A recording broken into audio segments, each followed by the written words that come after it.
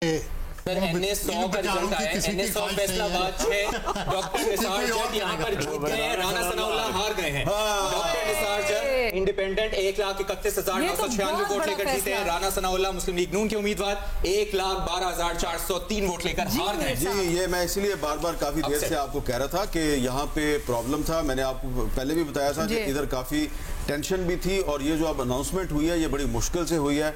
और डॉक्टर निसार जट साहब जो हैं वो आपको पहले सुहेल वड़ाई साहब बता चुके हैं कि ये पहले पीपल्स पार्टी में थे, ये फिर पीपल्स पार्टी पैट्रियट में गए, फिर ये उसके बाद तहरीक इंसाफ में आ गए और ये पहले भी इलेक्शन लड़े थे, नहीं जीत सके, अब ये जीत गए हैं। लेकिन असल बात यह है कि राना सनाउल्लाह खान साहब जो हैं, जो कि इमरान खान के दौर में एक झूठे मुकदमे की वजह से काफ़ी अरसा जेल में गुजारा, फिर वज़ीर दाखिला बन गए, वो क्यों हारे हैं?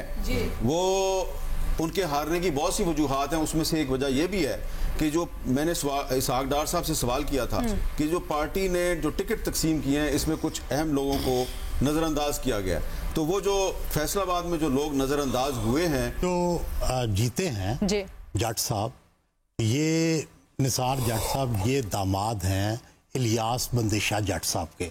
इलियास बंदेशा जट साहब और वड़ाइच फैमिली ऑफ टोबा टेक सिंह की इनकी सालों दुश्मनी रही, कत्लो गारत रही। इलियास जट क्यों थे? ये पीपल्स पार्टी में थे, इनके 2 भाई भी कत्ल हो गए और ये उनके दामाद हैं, यानी इलियास जट साहब की बेटी इनसे ब्याही हुई है। लेकिन अब बंदेशा फैमिली के अंदर भी मज़ीद इख्तलाफात हो गए हैं और वो भी फैमिली टूट गई है जिस तरह वड़ाइच फैमिली टूट गई है। लेकिन यहाँ पे पुराना इलियास जट साहब का भी असर है, डॉक्टर निसार जट साहब की।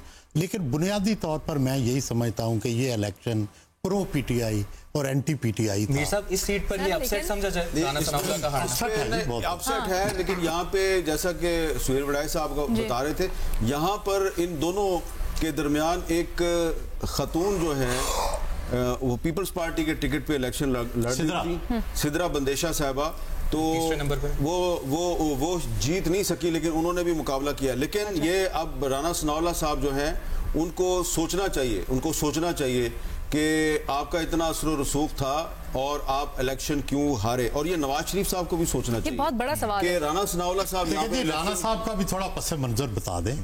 राना साहब ने भी अपनी सियासी कैरियर का आगाज पीपल्स पार्टी से किया, पीपल्स पार्टी के MPA भी रहे और एंटी PMLN होते थे। फिर एक दफा पीपल्स पार्टी ने टिकट नहीं दिया तो ये नून में चले। और ये जरा बताएं कि पीपल्स पार्टी ने टिकट क्यों नहीं दिया?